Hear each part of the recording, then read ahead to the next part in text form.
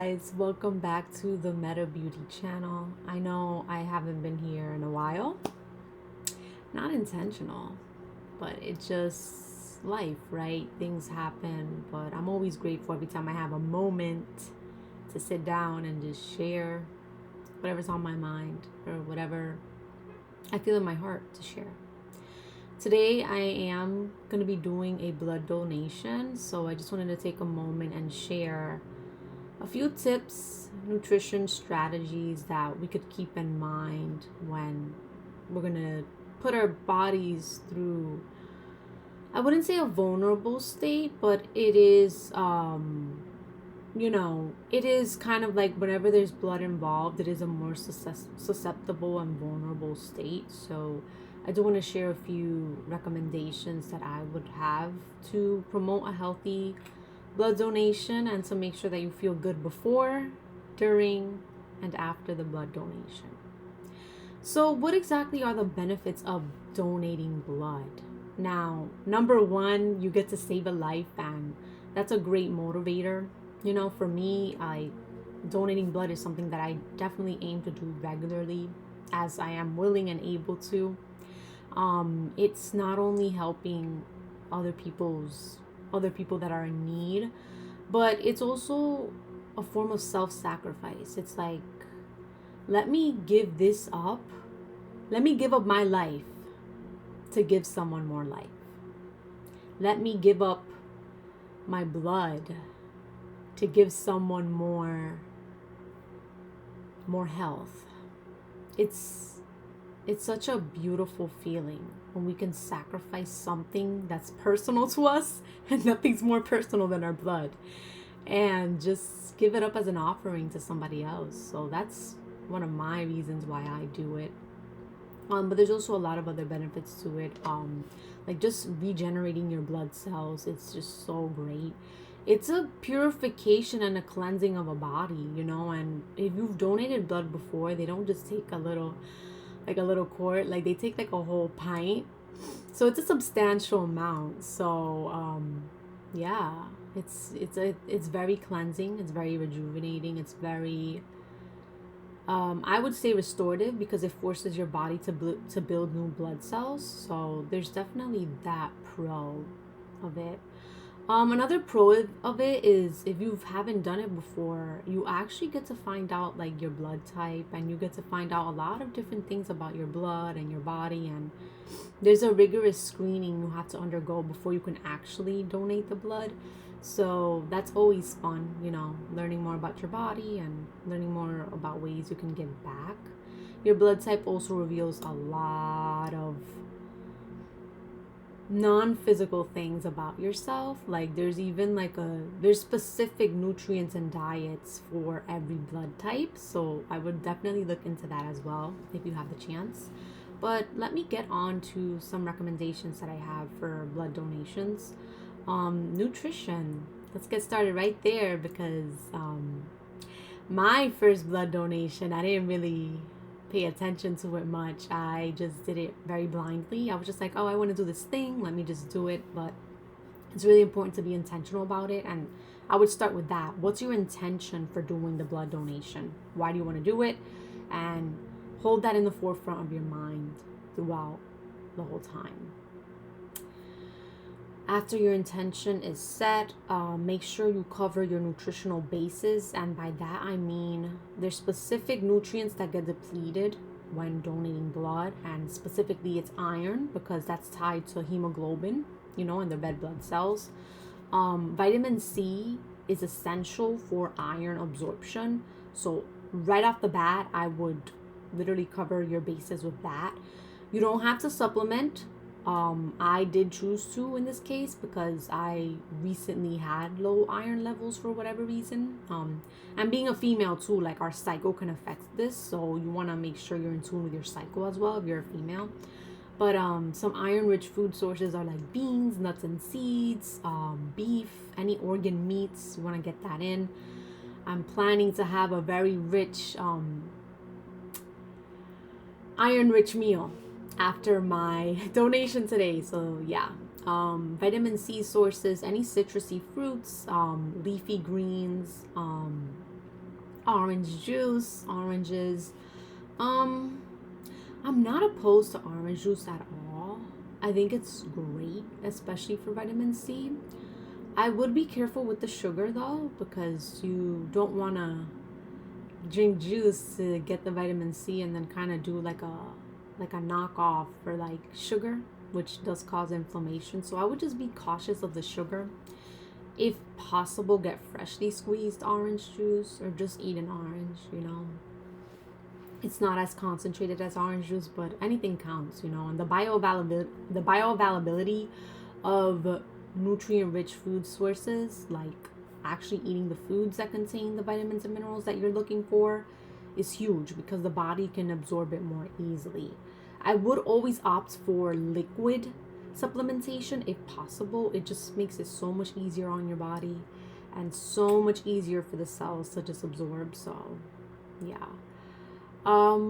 Nutritional bases. What else? You want to make sure you get enough protein so that you're satiated and you feel like your stomach's in a good place to donate, because you never know how long it's going to take. They say like about 30 to 45 minutes, but you also have to do pre-screening, and you don't know how long it's going to take to draw your blood. There's a lot of factors involved, so you want to make sure you cover your bases by getting that protein in for satiety.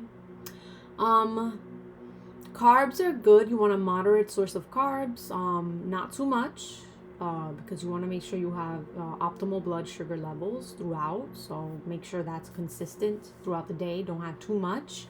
Have just enough for you to feel good. Fats. This is where you want to be a little bit cautious, especially before donating blood. You don't want to consume a lot of fat because fat is very thick. If you look at the fat molecule, it's hydrophobic, so it's kind of like it doesn't like water. It likes fat soluble things. So consuming too much fat before donation increases blood viscosity, which increases the thickness of the blood, and you don't want that because then it's going to be harder to draw your blood. So you want to make sure to maintain that fat level low before. After, you could kind of like increase it a bit, but before, definitely watch that fat, keep it lower on the lower end, just so your blood could flow more easily. Next thing, water. Drink a lot of water. Make sure you hydrate before, during, and after. I remember last time I didn't drink as much water before going into the donation, and I was literally just chugging bottles during, because I just got so thirsty. So make sure you cover your bases, and you don't want to get to a point of chugging too, because that's not optimal for the body to absorb water. But consume enough water throughout the day. Don't force your body, but make sure you're consuming enough throughout the day consistently and not chugging it all at once, because it's just the worst feeling. What else? Nutrient wise, I wouldn't for me, I've always been some sort of immune compromised because I have a history of an autoimmune condition. So I always cover my immune bases, which like zinc, making sure I have enough zinc in my system, and the B vitamins, which really do help with that immunity. But if you don't have that problem, then you shouldn't really worry about it. On a non-nutritional level, make sure you're getting adequate rest. Make sure that you're getting enough sleep at night and just resting. Don't be so manic and just so hyperactive throughout the day like I am. Not staying still. You want to make sure it's a chill, restful day. Really take in the experience. Remember about your intention and just focus on being in the moment and just making a good experience overall. What else? Yeah. So we have sleep, we have rest, movement. I know a lot of people are opposed to movement when you're donating blood. I'm very for movement. I think movement is life and blood is life. So the more movement we can get, the better. But again, we don't want to be killing ourselves by using heavy weights. We want to keep it light. A lot of walking, a lot of grounding practices. I think I'm going to do yoga later on instead of my regular strength training. So that'll be a better option for today. Yeah, anything that really helps you feel good, because you have to feel good, remember that, and keep that blood flowing. My recommendations during the actual like blood donation is just to like remain calm. I know it could be like a very anxiety promoting environment. Like some people you'll find are very could be like um just in that state of like, they're donating blood. It's a vulnerable thing, and I very much was afraid. Like my first session, I didn't know what to expect, and I have those moving. I have that moving vein thing where my vein likes to move. So I was stabbed a couple of times to find my actual veins. So if you're one of those, just be ready. And yeah, yeah, just keep it chill, cool. After, my recommendations are to definitely just rest. Just rest up, let your body recoup, feel good. I honestly felt energized after my first donation. It didn't really kick in until after a couple of days later, so that's why I say rest ahead of time, because I'm like, I just got high off of giving blood, and then a couple of days later I actually felt it. So make sure you're just mindful and cautious and give your body what it needs. Make sure you have a good meal. And when I mean a good meal, it doesn't have to be quantity, it doesn't have to be huge, but make sure it's a quality meal that contains a lot of quality nutrients. Definitely iron rich.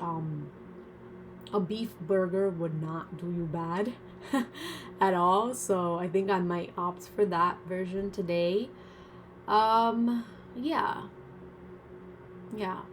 All in all, just constant communication with your body is key when doing anything in life. So yeah, just keep that communication with your body steady. Make sure you're giving your body what it needs. If it needs rest, listen to it. If you need to pull back on a few things, it's okay. Just make sure that you're taking care of what you need now so that you don't pay the cost later on. I aim to share more details and tips as we move further along with future donations. This is what I have so far with my previous donations, but again, we evolve, and this is what I felt called to share now. So, thank you guys for listening, and I hope that if you're donating blood or you feel called to donate blood, that it's overall a good experience and that you're really able to get what it is that you intend from it. Thank you guys for watching.